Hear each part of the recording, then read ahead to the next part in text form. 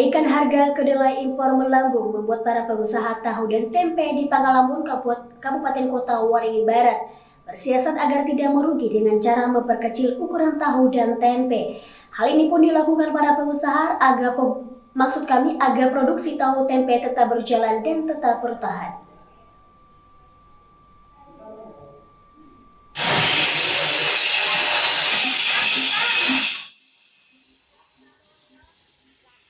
Harga kedelai impor saat ini melambung tinggi, membuat para pengusaha tahu dan tempe di Kota Waringin Barat mengeluh. Pasalnya, bahan baku untuk mengolah tahu dan tempe yang didatangkan dari luar negeri terus mengalami kenaikan harga dalam 1 bulan terakhir. Sebelumnya, harga kedelai impor dari Rp350.000 per sak naik menjadi Rp550.000 per sak. Sedangkan harga eceran tertinggi atau HET dari Rp7.000 naik menjadi Rp11.000 per kilogramnya.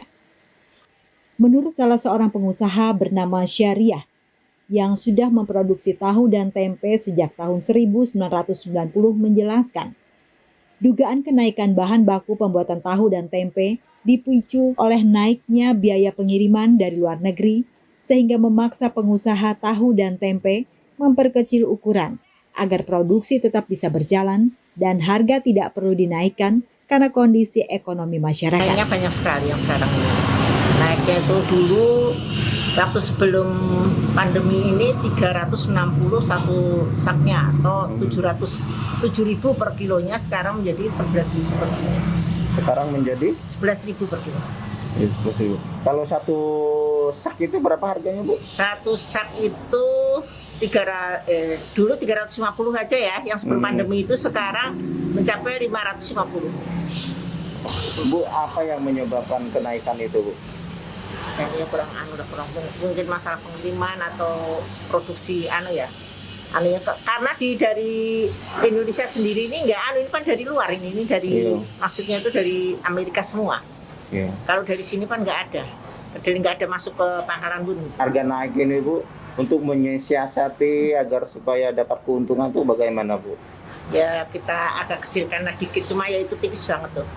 Usaha ini memang repot semua, tenaga kerja orang semua, nggak kita jalan sendiri gitu loh.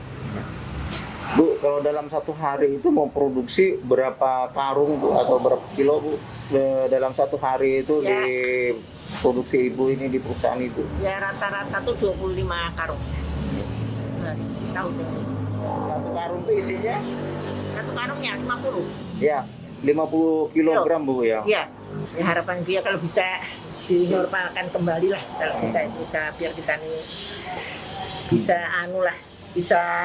tetap eksis gitu, tetap bisa berjalan. Ini kan kita ya seakan-akan tuh kayak gimana ya, kayak terpaksa juga kita. Ya bisa mau berhenti ya kayak apa gitu. Sebenarnya ya untungnya tuh tipis banget lah.